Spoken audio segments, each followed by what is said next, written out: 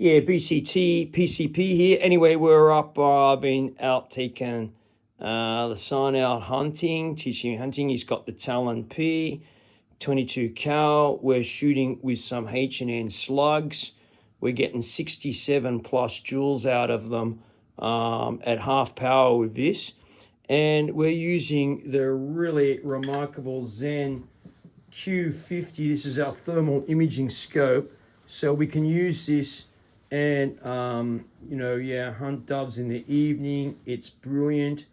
Turns night into day.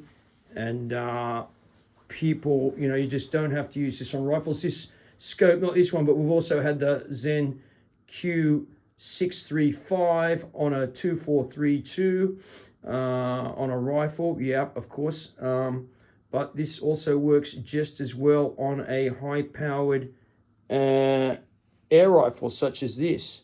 It's perfect.